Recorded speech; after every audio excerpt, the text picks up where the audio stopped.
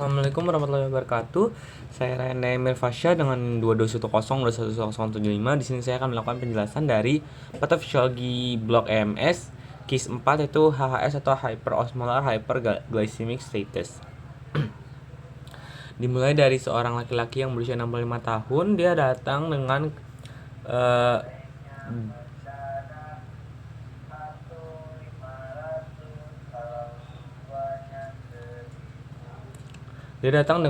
keadaan sulit dibangunkan sejak 3 jam yang lalu. Nah, dari hasil analisis ini didapatkan beberapa faktor. Yang pertama ini adalah faktor yang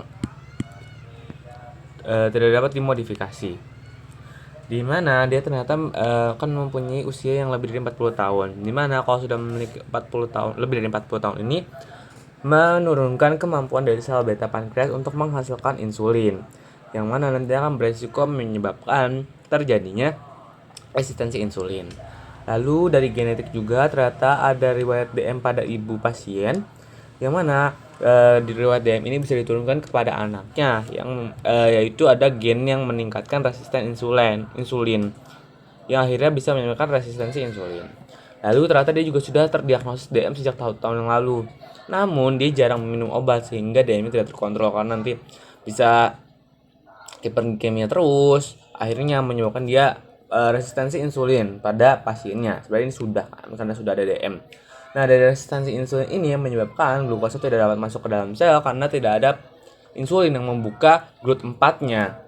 Karena glukosa tidak bisa masuk, akhirnya sel beta pankreas memikirkan bahwa ini bisa dilakukan peningkatan insulin karena ya mikirnya insulinnya nggak ada, jadi glukosanya nggak bisa masuk, padahal bukan insulin yang nggak ada tapi resistensinya. Nah, akhirnya terjadilah hyperplasia dan juga hypertrofi sel beta pankreas. Jadi dia akan semakin terus meningkatkan aktivitasnya yang menyebabkan insulinnya semakin meningkat, jadi hiperinsulinemia dulu. Lalu dia juga insulin itu akan keluar bersama amyloid namanya, dan juga ada si peptide. Nah, kalau di amyloid sendiri, dia itu kalau semakin meningkat, dia bisa terdeposisi di sel beta pankreas yang akhirnya bisa merusak jaringan-jaringan di sel beta pankreas. Nah, karena kedua faktor tersebut, ada insulinnya banyak, dia kan capek, terus juga amyloidnya banyak malah merusak, akhirnya menyebabkan kelelahan dari sel beta pankreas. Akhirnya terjadilah sekresi insulinnya menurun, yang disebut dengan relative insulin deficit. Kalau di relative insulin deficit ini dia insulinnya masih ada, cuman nggak cukup, tapi belum menyebabkan perubahan yang harus misalnya menggunakan lipolisis dulu gitu. Jadi cuman relative insulin deficit gitu. Nah, lalu karena DM-nya tidak terkontrol, jadi menyebabkan sistem imun bisa menurun. Kenapa? Karena hiperglikemia ini bisa menyebabkan peradangan juga. Akhirnya menyebabkan sistem imun turun. Nanti akan peradangan kronik gitu terus menerus gitu. Lalu saat dia adanya infeksi parenkim paru, jadi pada pasien terkena infeksi menyebabkan adanya respon imun. Respon imunnya adalah peningkatan neutrofil, jadi terjadi leukositosis banyak. Juga ada sitokin proinflamasi ya, bisa PGE2, itu meningkatkan set point tubuh di hipotalamus, menyebabkan dia demam. Dan juga ada permeabilitas vaskularnya meningkat. Akhirnya akan ada peningkatan cairan di sakus alveolus, jadi terjadilah rongkinya basah dan kasar. Lalu akan juga meningkatkan hipersekresi dari mukus dan juga pus dari fagosit neutrofil tadi. Akhirnya menyebabkan pada pasien itu ada batuk, berdahak, dan juga hijau kekuningan akibat dari pus tadi. Nah, lalu karena infeksi parenkim paru ini, dia akan menyebabkan stres metabolik pada tubuh. Jadi tubuhnya akan stres untuk melawan infeksi ini gitu. Nah, stres ini dia itu akan meningkatkan hormon, yaitu sebenarnya hormon stres, yang mana dia juga merupakan hormon counter insulin karena dia kerjanya itu untuk meningkatkan glukosa yang nanti akan dipakai untuk energi gitu. Nah, hormon counter insulin itu apa aja? Ada glukagon untuk meningkatkan glukosa, ada kortisol juga. Nah, kortisol ini merupakan hormon stres yang digunakan biasanya itu untuk meningkatkan glikemia juga, untuk meningkatkan glukosa juga. Dan adrenalin yang bisa meningkatkan juga. Akhirnya terjadi peningkatan glukosa pada tubuh. Akhirnya di saat tadi dia insulin yang nggak ada, jadi udah hiperglikemia, akhirnya ditambahkan dengan hormon counter insulin tadi menyebabkan hiperglikemia kronik. Jadi semakin meningkat. Akhirnya GDS-nya meningkat bahkan sampai 600. Nah, lalu karena sudah semakin banyak glukosanya dia bisa berikatan dengan HbA1c, Hb yang dinamakan HbA1c itu merupakan kadar glukosa dalam darah selama 3 bulan. Jadi bisa dilihat ini tingginya seberapa gitu. Nah, lalu utilitas dari glukosanya menurun. Gimana? Karena tadi nggak bisa dipakai glukosanya. Glukosanya nggak bisa masuk ke dalam sel, nggak bisa ada metabolisme nggak ada, ATP-nya nggak ada, energinya nggak ada. Menyebabkan dia cell starvation. Jadi selnya tuh butuh makanannya kok nggak ada. Jadi dia memberikan sinyal ke hipotalamus untuk apa? Untuk ke pusat rasa lapar agar dia makan. Kalau makan kan harusnya nutrisinya masuk bisa dipakai gitu mikirnya, tapi ternyata bukan dari situ kan penyebabnya. Lalu karena ATP-nya rendah jadi dia mudah lelah, terus juga pada hepar itu akan meningkatkan glikogenolysis dan juga gluconeogenesis yang akhirnya akan meningkatkan hiperglikemia, karena gluconeogenesis adalah pemecahan glikogen, gluconeogenesis adalah perubahan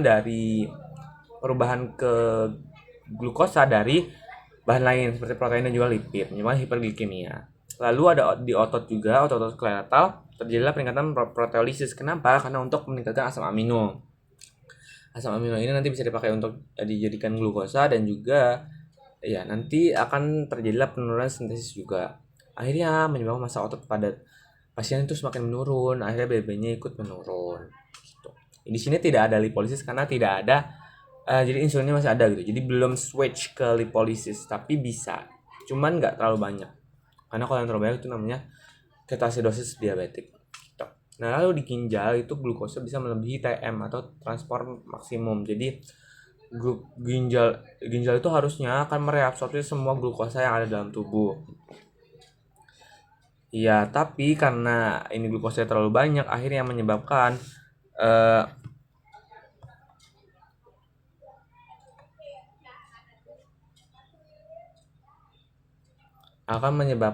glukosa ini tuh malah difiltrasi terus, udah capek ginjalnya malah jadi keluar, terjadilah glukosuria. Nah, glukosa ini dia itu menarik air karena sifatnya itu osmotik. Jadi diuretik osmotik, dia akan menarik air, makin banyak glukosa yang ada di dalam urin, akhirnya airnya juga makin banyak kan. Jadi terjadilah poliuria. Lalu pada pasien juga ada nocturia atau pada saat malam hari, berarti dia terus menerus dari pagi sampai malam dia tuh pipis terus gitu. Akhirnya menyebabkan dehidrasi. Pada pasien itu bisa saja dehidrasi karena volumenya turun. Lama kelamaan makin volumenya turun. Kalau volumenya turun kan darahnya juga ikut turun ya. Jadi terjadilah oksigennya juga ikut turun. Jadi hipoperfusi. Makanya pada pasien ini ada akral dingin di seluruh ekstremitas. Karena tadi dia udah dehidrasi berat gitu. Nah, ditambah dengan osmolitasnya tinggi. Hiperglikemia itu osmolitasnya tinggi. Karena tadi cairan udah turun, ditambah glukosanya makin banyak, jadi konsentrasi zat terlarut dan airnya itu jauh gitu loh, rasionya tuh bisa jadi lebih tinggi glukosanya. Nah, menyebabkan pertama konsentrasi zat terlarutnya itu tinggi dibanding yang airnya yang rendah, makanya terlihatnya natriumnya itu meningkat, kalau klorinnya juga meningkat dan juga HbA1c juga bisa meningkat gitu. Nah, lalu karena tadi osmolitasnya tinggi, glukosa kan tadi juga menarik air ya. Jadi bukan hanya menarik air di urin, dia juga bisa menarik air di bagian tubuh. Makanya terjadilah osmotik keluar dari sel. Nah, glukosa lebih banyak di luar sel. Nah, salah satu bisa terjadi di otak, di SSP, di sistem saraf pusat. Jadi menyebabkan nanti sel otaknya itu bisa mengecil dan juga dehidrasi karena kekurangan cairan ini. Nah, akhirnya terjadi disfungsi. Disfungsinya menyebabkan apa? Penurunan kesadaran. Makanya pada pasien terdapat penurunan kesadaran dengan GCS-nya 12 atau somnolen. Gitu. Lalu akan terjadi peningkatan dari osmoreseptor juga karena ini osmoreseptor udah tinggi nih, harusnya diturunkan lagi. Jadi akan mengirimkan sinyal ke pusat haus di hipotalamus. Jadi harus minum nih biar volume darahnya meningkat. Jadi terjadi polilipsi. Yang terakhir ada polyol pathway. Nah, polyol pathway ini merupakan jalur glukosa juga, tapi yang tidak menggunakan insulin. Jadi dia nanti akan mengubah glukosa menjadi sorbitol. Nanti sorbitol akan diubah menjadi fruktosa yang akan dipakai untuk pembentukan ATP tadi. Nah, tapi sorbitol itu dia bisa sifatnya tuh bisa menarik air juga. Akhirnya terjadi osmotic stress karena sorbitolnya nanti bisa banyak di dalam sel kan. Nah, sorbitol juga dia tuh susah untuk keluar sel, jadi dia lebih lama untuk keluar selnya. Dan untuk dirubahnya juga makin lama. Makanya dia bisa terhambat di dalam sel. Akhirnya terjadi osmotic stress yang menyebabkan mikroangiopati. Kenapa? Karena cairan dalam selnya tuh bisa makin meningkat.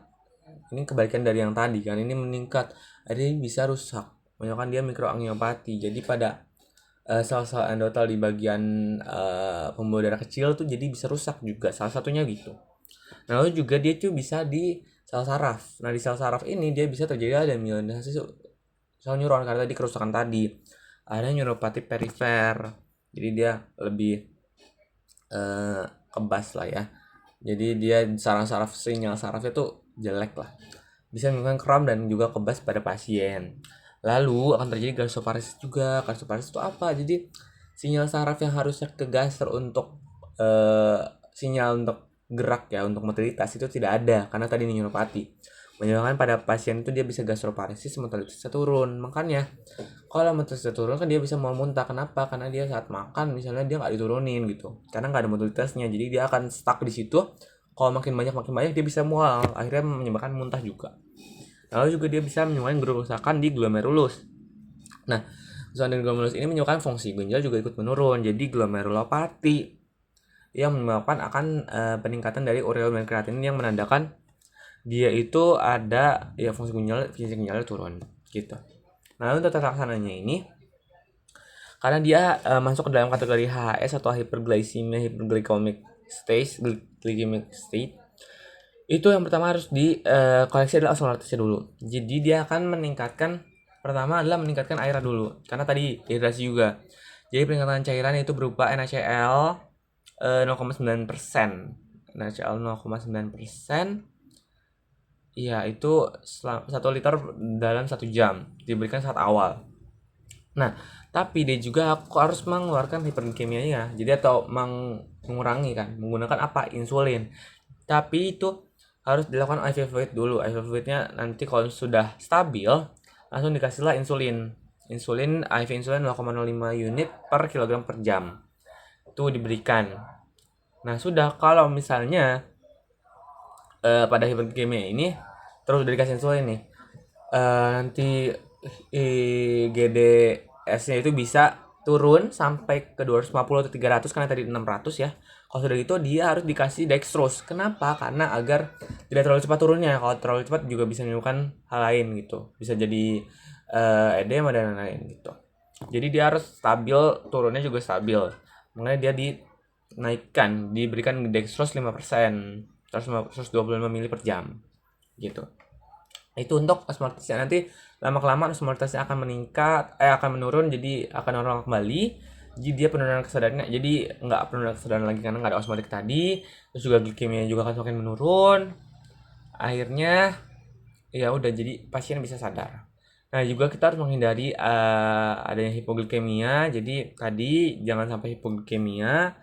Terus juga kadar kalium penting, jadi jangan terlalu rendah dan juga jangan terlalu tinggi. Tapi biasanya kalau terlalu rendah itu bisa jadi karena adanya di KAD, ketoasidosis gitu. Jadi ini monitor aja kalau misalnya kaliumnya itu bisa dikasih kalium, replacement kalium. Sudah, setelah itu bisa juga diberikan antibiotik. Nanti antibiotiknya bisa antibiotik spektrumlah, bisa ceftriaxone 1-2 gram IV untuk infeksi parenchymnya. Baik, segitu saja yang bisa saya sampaikan. Terima kasih.